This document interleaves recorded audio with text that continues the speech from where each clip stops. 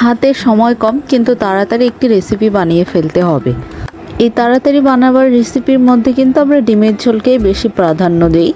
আমার আজকের রেসিপিটিও সেরকম, চলুন দেখে নেওয়া যাক। প্রথমে আমি এখানে কয়েকটি ডিমকে সিদ্ধ করে ছুলে নিয়েছি। এবার এখানে আমি মশলার জন্য নিয়ে নিয়েছি সামান্য কিছু জিনিস, যেমন পেঁয়াজ কুচি, আদা রসুন এবং পাকা টমেটো। এরপর আমি নিয়ে নেব একটি কড়াই এবং কড়াইয়ের মধ্যে দিয়ে দেবো সামান্য পরিমাণে সরিষার তেল। তেল আর কড়াই বেশ খানিকক্ষণ ভালোভাবে গরম করে নেব। তেল গরম হয়ে গেলে ওর মধ্যে আমি দিয়ে দেবো গোটা জিরে। তারপরে দেব একটা একটা করে সিদ্ধ ডিম।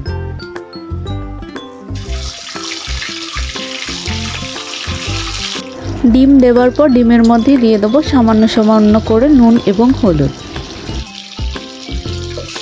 নুন হলুদ দেওয়ার পর ডিমগুলোকে আস্তে আস্তে করে অনেকক্ষণ ভেজে নেব।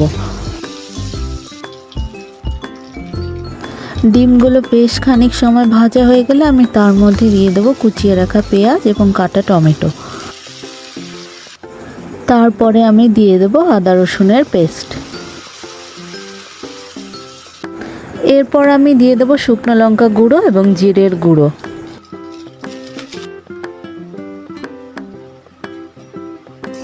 এবার মাংস ঠিক যেরকম কষানো হয় সেরকম প্রত্যেকটি উপকরণকে ধীরে ধীরে করে কষিয়ে নিতে হবে।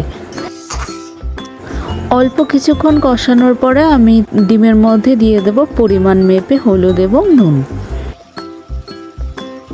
এবার আরও একটু স্বাদ বাড়াবার জন্য আমি তার মধ্যে দিয়ে দেব 2 থেকে 3টি কাঁচা লঙ্কা। আবার কিছুক্ষণ কষিয়ে নেব। আবার বেশ কিছুক্ষণ কষানোর পর যখন দেখব মশলা থেকে তেল ছেড়ে দিয়েছে, তখন ওর মধ্যে দিয়ে দেবো সামান্য পরিমাণে জল। এবার ঝোল ফুটতে দেব।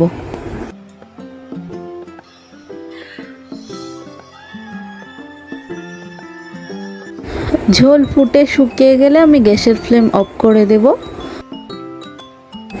যাই হোক, আমার আজকের রেসিপি তৈরি হয়ে গেছে। রেসিপিটি তোমাদের কেমন লাগলো কমেন্ট করে অবশ্যই জানিও এবং চ্যানেলটিকে সাবস্ক্রাইব করে আমার পাশে থেকো।